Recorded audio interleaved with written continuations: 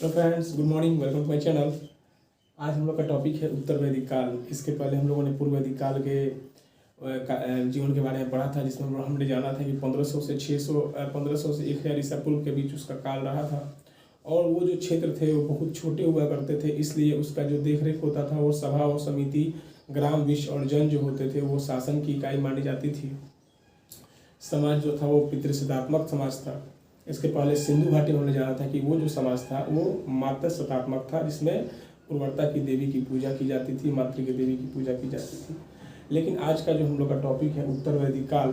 आज उत्तर वैदिक काल में उसके पृष्ठभूमि में जानेंगे कि सभा और समिति का अस्तित्व नहीं, अर्थात इससे तात्पर्य है कि जो पूर्व वैदिक काल था उसका जो विस्तार था वो क्षेत्र एक सीमित क्षेत्र हुआ करता था, जिसमें सभा और समिति का गठन करके उस क्षेत्र पे प्रशासन को चलाया जाता था। लेकिन उत्तर वैदिक काल में क्या हुआ कि जो एरिया जो थे वो बढ़ चुके थे। मध्य देश में सरस्वती नदी से लेकर गंगा नदी तक का क्षेत्र जो था वो पूरा एरिया जो बड़ा हो चुका था मध्य देश। अब वो बड़ा होने के कारण क्या हुआ था कि वो जो सभा और समिति का जो अस्तित्व था उसको खत्म किया गया और सभा को प्रीवी काउंसिल बनाया गया, जिसमें अधिकारी बदले गए। हम लोगों ने पढ़ा था कि पूर्व वैदिक काल में जो 4 प्रमुख अधिकारी हुआ करते थे, सभा, समिति, विदत और लन। लेकिन इसमें अधिकारियों की संख्या 17 के आसपास मानी गई है, अर्थात तो बहुत इतिहासकार 12 भी कहते हैं। तो इसमें क्या हुआ कि क्षेत्रफल बढ़ने से, एरिया बढ़ने से उसकी संख्या को भी बढ़ानी पड़ी, ताकि सारे क्षेत्र को विस्तार से चलाया जा सके उसके प्रशासन को। ये सबसे इम्पोर्टेंट क्वेश्चन है। इसमें हम लोगों ने पढ़ा था इसके पहले कि जो धातु का उपयोग होता था वो तांबा और कांसा था। कांस्ययुगीन और तांबा का प्रयोग किया जाता था। लेकिन उत्तर वैदिक काल में 1000 BC के आसपास लोग लोहे से परिचित हुए और लोहे के परिचित से होने के कारण, लोहा की खोज होने के कारण जो विस्तार था और जो एक क्रांतिकारी की लहर मतलब पूरे क्षेत्र में फैली और एक जोरदार विकास देखने को उसमें मिला हम उत्तर वैदिक काल में।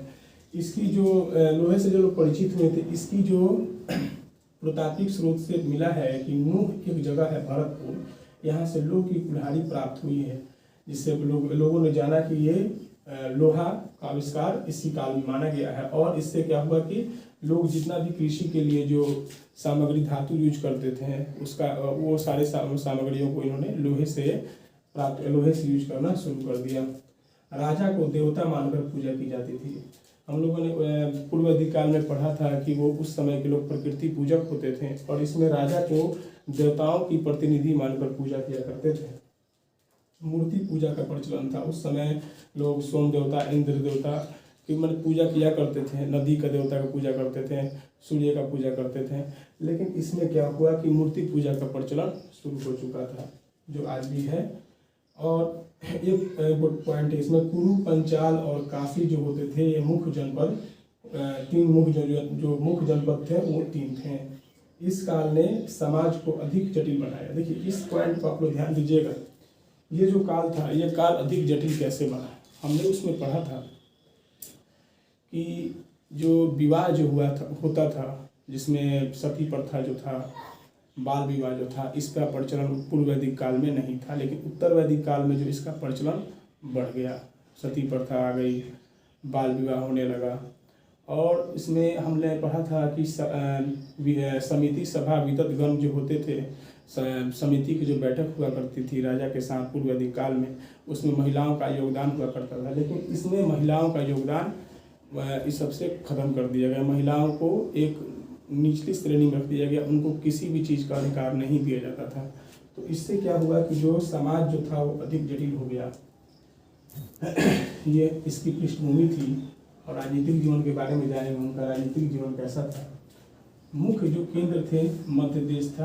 हमने बताया आपको इसका क्षेत्र सरस्वती नदी से लेकर गंगा नदी तक फैला हुआ था। गंगा नदी के दोआब क्षेत्र तक, दोआब क्षेत्र उससे कहते हैं जो 2 नदियों के बीच का जो उपजाऊ मैदान होते हैं, जिसको हम लोग दोआब क्षेत्र कहते हैं। जनों से जनपद का विस्तार हुआ। उस समय ग्राम, विश्व और जन जो होते थे शासन की इकाई मानी जाती थी पूर्व वैदिक काल में। लेकिन इसमें जन और जनपद का विस्तार होना शुरू हुआ।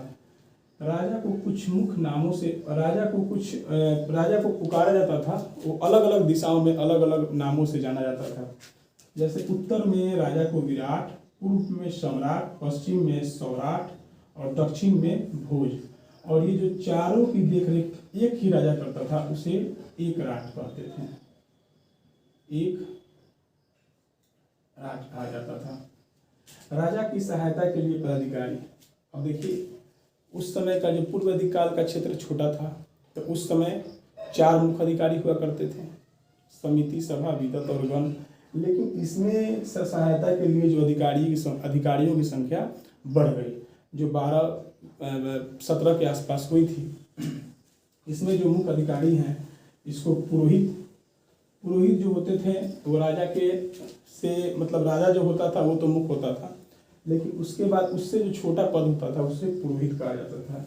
उसके बाद महिषी था। महिषी जो होती थी वो राजा की पटरानी होती थी। सेनानी जो होते थे वो राजा के सेनापति हुआ करते थे। संग्रहित जो होते थे इसे कोषाध्यक्ष कहा जाता था। और भागदूत जो होते थे इसको कर संग्रहकर्ता करते थे। कर संग्रहकर्ता यानी कि करों को इकट्ठा करना, यानी कि जैसे टैक्स जो होते हैं उसको, जिस इनकम टैक्स डिपार्टमेंट का क्या वर्क है, इनकम डिपार्टमेंट का वर्क है कि जो ईयरली जो टैक्स लेना है वो सबसे टैक्स का वसूली किया जाता है। उस समय भागदूत का जो काम होता था कर का संग्रहण करना और कर का संग्रहण करके कोषाध्यक्ष को देना। तो संग्रहित उसमें मुक्त थे। और अन्य अधिकारी भी थे।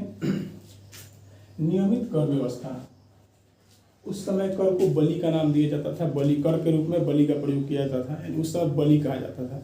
हमने पूर्व वैदिक काल में जहाँ हमने जाना था कि जो कर जो होते थे वो स्वेच्छा से दिए जाते थे। जो जितनी कमाई होती थी जनता द्वारा उस स्वेच्छा से कर राजा को देते थे। लेकिन इसमें जो थी वो कर व्यवस्था नियमित हो गई, फिक्स हो गई, जिसका 1/16 यानी 1/16 भाग जो कर होता था वो जनता द्वारा राजा को दिया जाता था और ये नियमित हो गई। रत्नीन की संख्या 17। पद जो थे वो वंशानुगत हो गए, यानी वंशानुगत से तात्पर्य है कि जो पद होते थे राजा के बाद उसका पुत्र, फिर उसका पुत्र, ये वंशानुगत चलने लगता था राजा का। ये पद जो होता था राजा का पद। न्यायाधीश को स्थपति और तथा न्याय अधिकारी को ग्राम वादिनी। हमने इसके पहले पढ़ा था कि न्यायाधीश को पूर्व वैदिक काल में प्रश्न विनाक कहा जाता था, लेकिन इस काल में उत्तर वैदिक काल में न्यायाधीश को स्थपति और न्याय अधिकारी को ग्राम वादिनी कहा जाता था। आज का हम लोग का राजनीतिक जीवन जो था हमने जाना, और इसके बाद में फिर वीडियो लेकर आऊँगा जिसमें हम लोग उसके सामाजिक जीवन के बारे में जानेंगे। वीडियो अच्छा लगे तो लाइक और सब्सक्राइब कीजिए, सपोर्ट कीजिए और हौसला बढ़ाइए, मतलब सब्सक्राइब कीजिए ताकि मेरा हौसला बढ़े और फिर मैं अगला वीडियो फिर लेकर आऊँ। तब तक के लिए धन्यवाद।